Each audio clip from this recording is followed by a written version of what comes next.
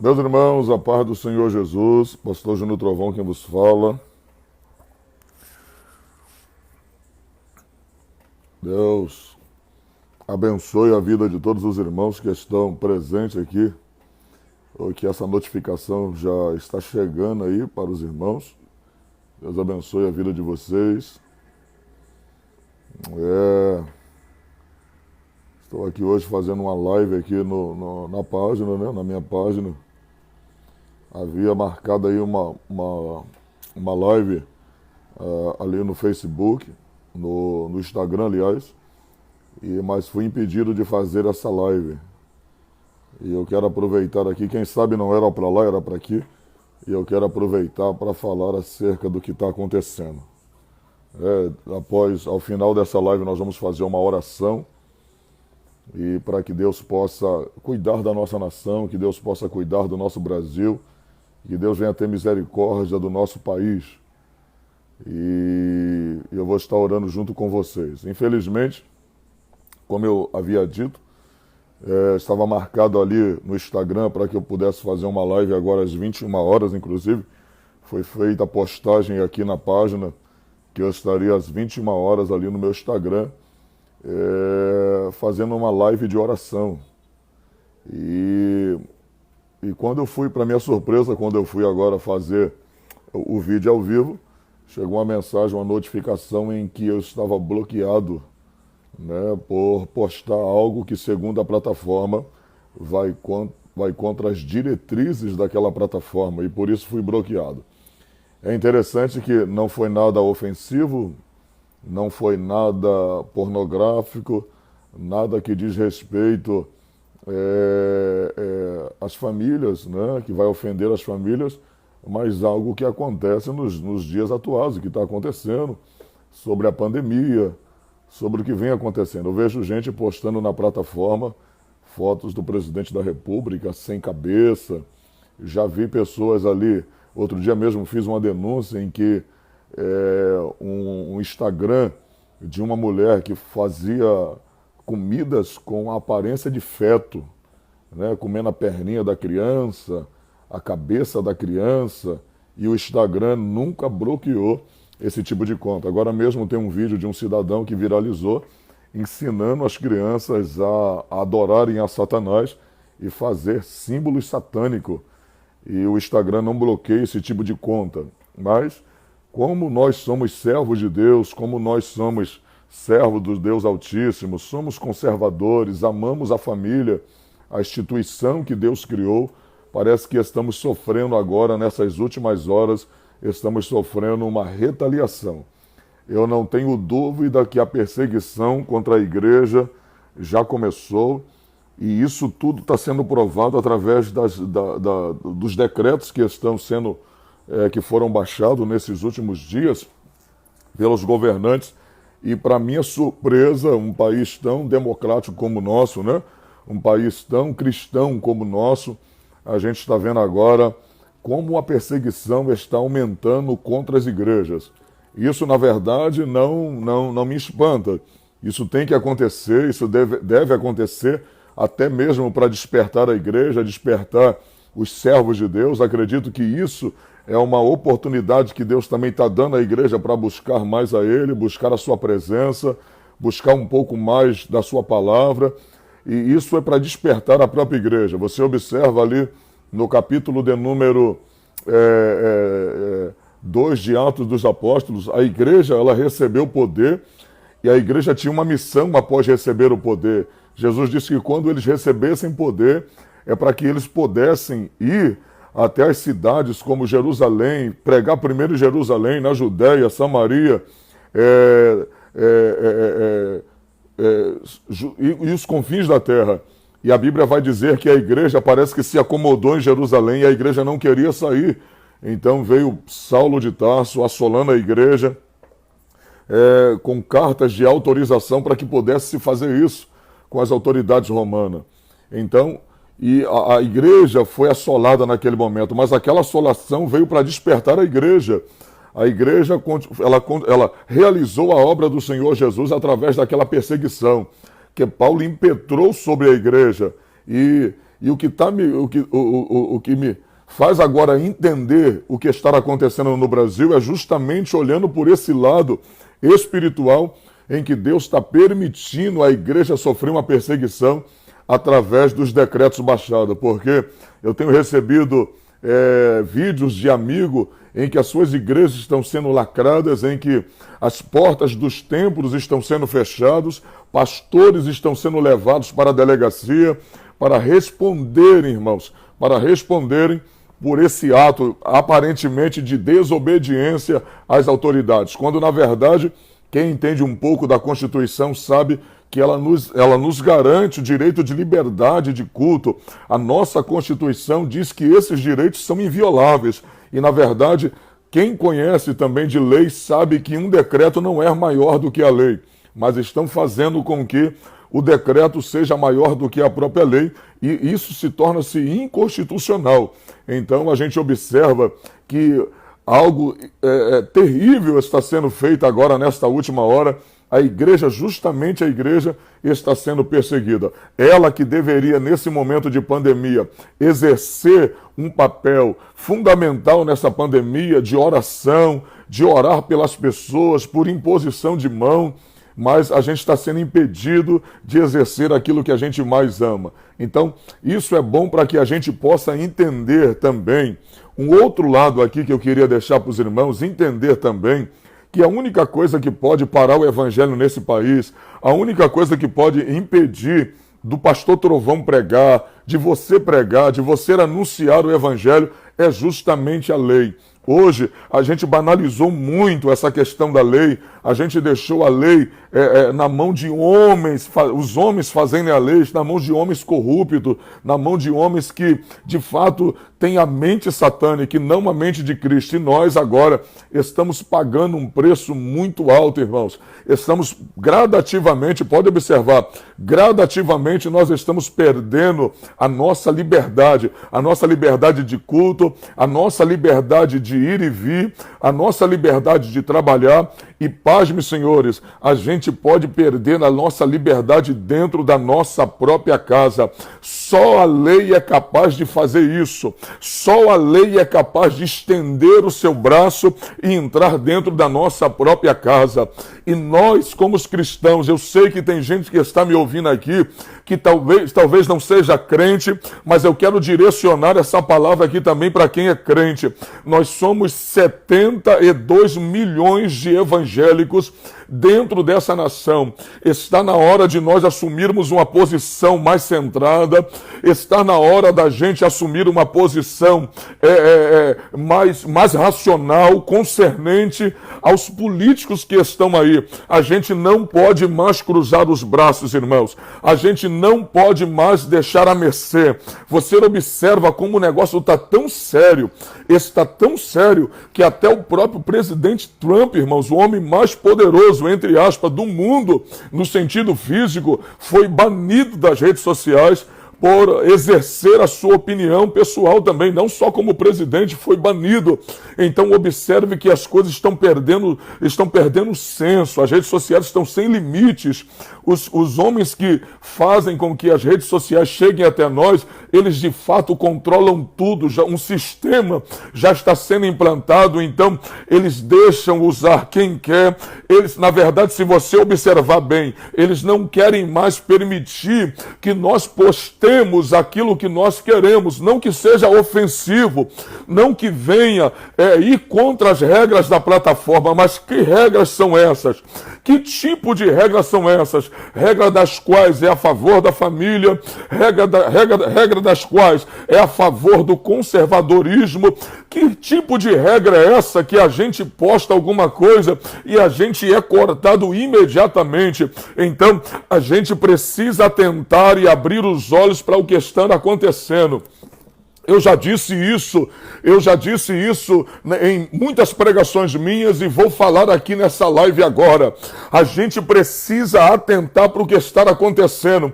Tem gente que me critica, irmãos. Tem gente que me critica dizendo: o pastor Júnior está envolvido com política. Irmão, se eu como pessoa pública não abrir a minha boca agora e defender uma causa, eu vou ser privado de pregar o evangelho. Já está acontecendo isso. Primeiro, estão fechando os templos agora, estão aproveitando para fechar os templos, mas você observa que estão fechando os templos, mas os pedágios não fecham, estão fechando os templos, mas os bancos não fecham, estão fechando os templos, mas muitas coisas da cidade não fecham. Eles estão usando os decretos justamente para que, usando alguns outros meios, sacrificando alguns outros meios, mas de fato estão usando isso para prejudicar diretamente a igreja.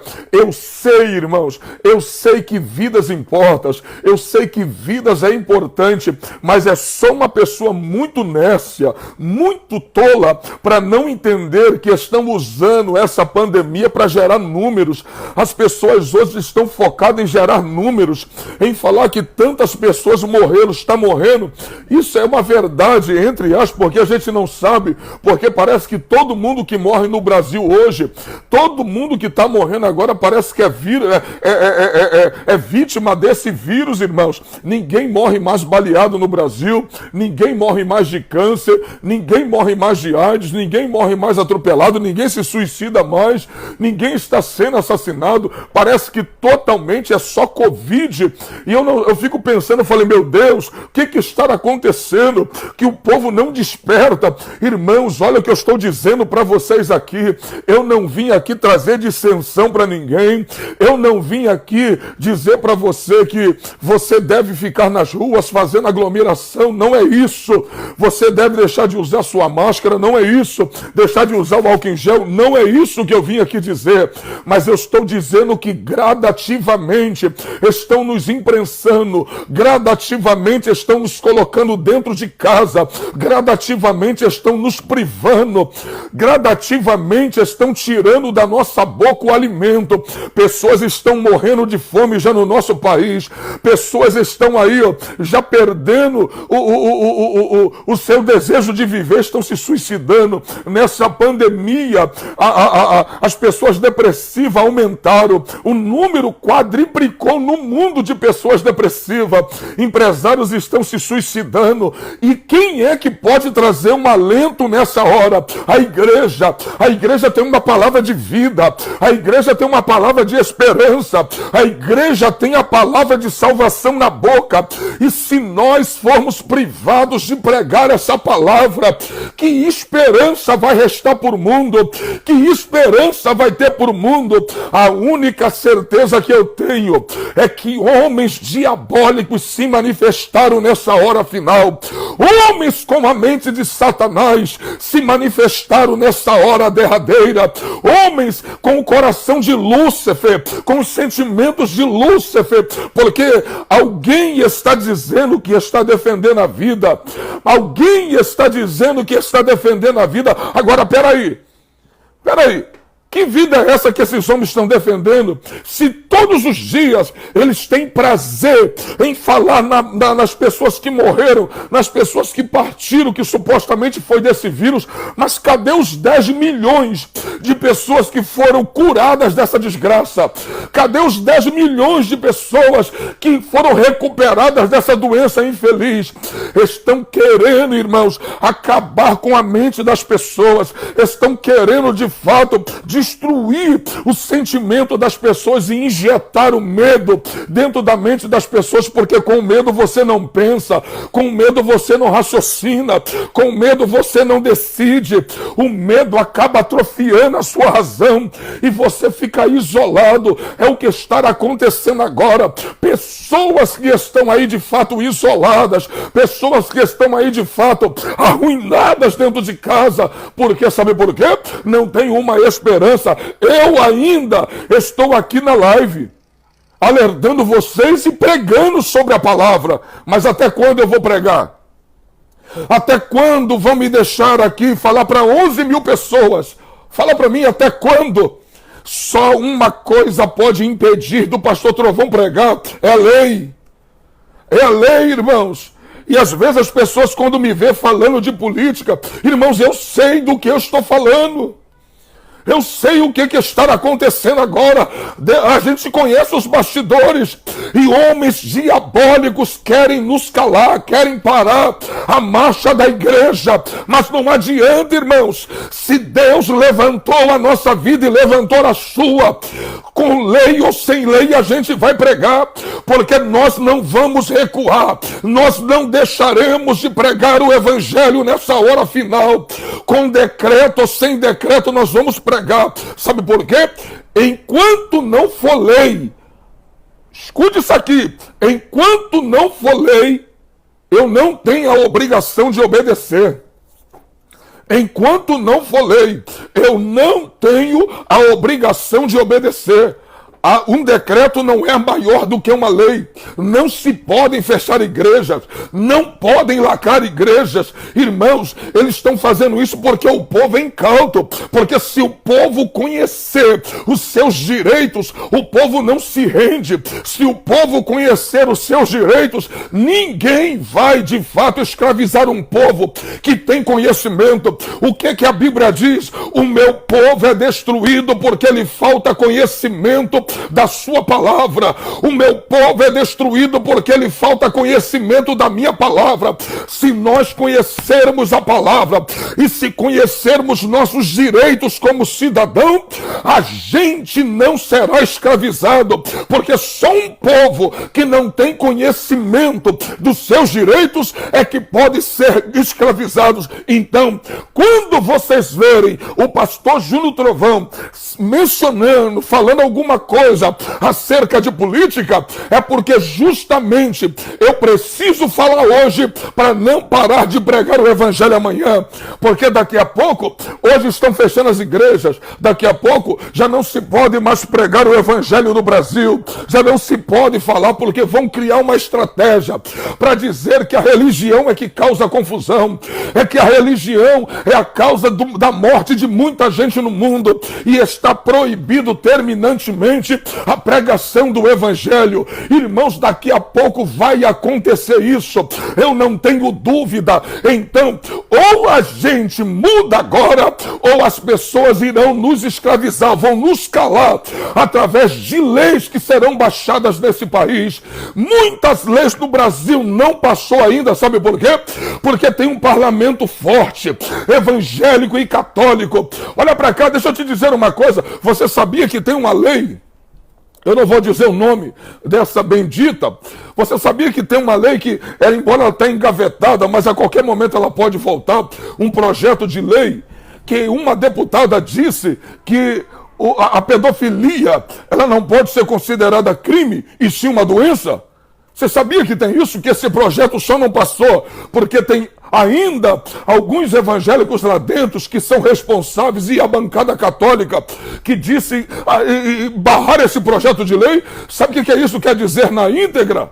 Isso quer dizer que se a pedofilia ela for considerada doença, isso quer dizer que se a minha filha ou meu filho estudar num colégio e lá tiver um pedófilo e ele alisar minha filha, machucar minha filha, a minha filha vai chegar em casa dizendo que aquele safado, ele alisou as partes íntimas dela. E sabe o que vai acontecer? Eu não vou poder ir na escola levar uma viatura de polícia para prendê-lo. A viatura vai ter que retirar ele da escola e levar ele para o hospital para ser tratado, porque pedofilia não é um crime, é uma doença. Olha o que está em trâmite, olha o que está circulando dentro do Congresso, e a gente falando que política é do diabo, e a gente falando que essa coisa, os crentes não podem se meter. Eu sou a favor, eu, pastor Júnior, eu não sou a favor que a política entre dentro da igreja, mas eu sou a favor que a igreja entre na política. É a igreja que tem que fazer a diferença.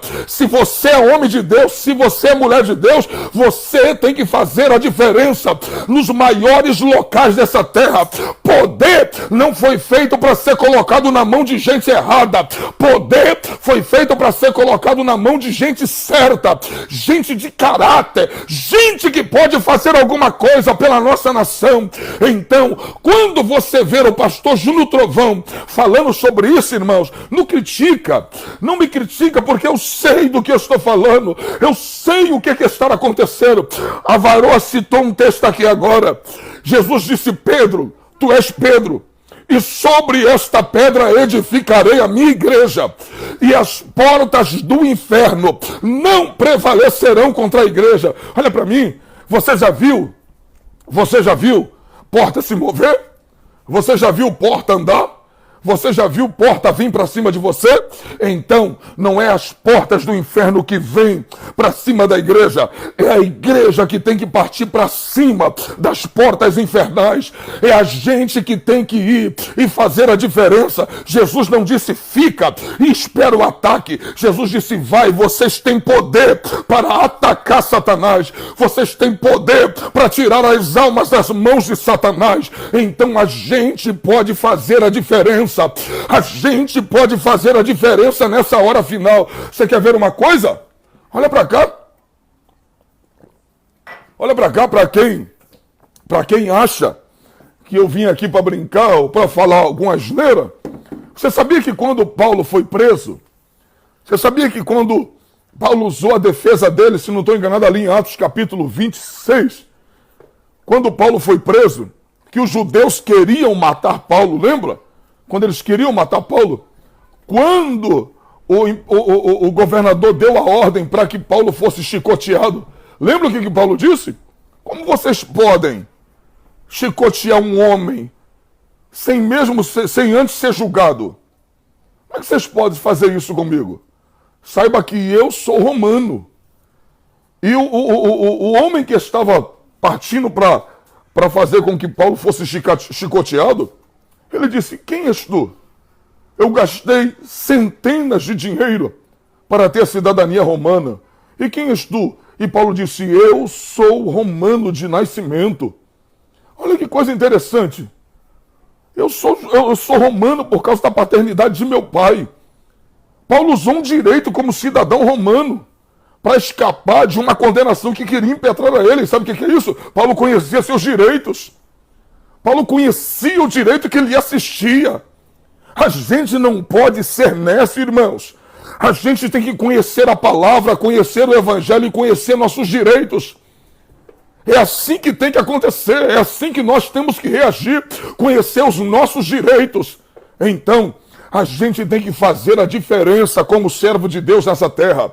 Não deixe ninguém te ludibriar. Não deixe ninguém te enganar. Vamos continuar orando? Vamos. Vamos pedir a Deus para que Deus mande esse vírus embora? Vamos. Porque se a igreja se humilhar, se a igreja orar, Satanás recua. Esse vírus recua. E o nosso país com certeza será diferenciado. Então, a gente temos que conhecer nossos direitos como servo de Deus e nossos direitos como cidadão do reino e cidadão dessa terra, em nome do Senhor Jesus Cristo. Amém, meus irmãos? Só passei aqui para deixar essa palavra, para vocês em nome do Senhor Jesus. Que Deus continue abençoando a vida de vocês. E eu quero orar por vocês agora, em nome do Senhor Jesus. Eu quero orar pela vossa família, eu quero orar pela vossa casa, eu quero orar pela vossa vida, em nome do Senhor Jesus Cristo.